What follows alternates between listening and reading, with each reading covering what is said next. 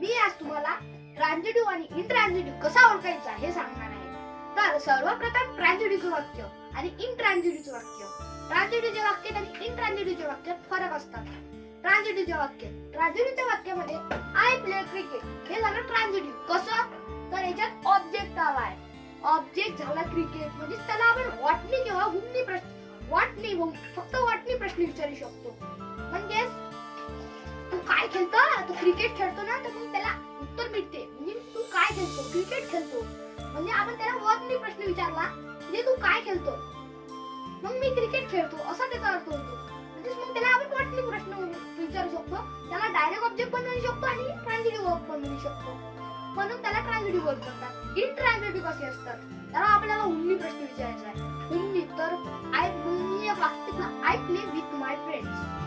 आता मग आपण याला हुमनी प्रश्न विचारतो, कारण याच्यात विथ माय फ्रेंड्स आलाय.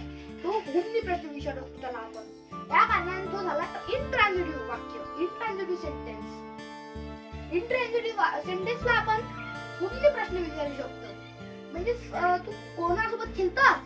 तर मी माझ्या मित्रांसोबत खेळतो. म्हणून त्याला आपण हुमनी प्रश्न विचारू शकतो.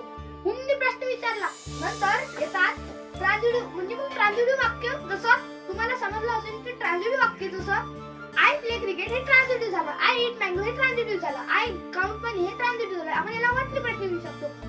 काय मोजतो रे? पैसे मोजतो असं. आय गेट मनी, काय मिळवतो रे? तर पैसे मिळवतो असं.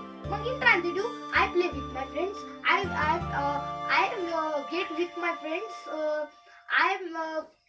I count money with my friends असं. Thank you to listen me silently.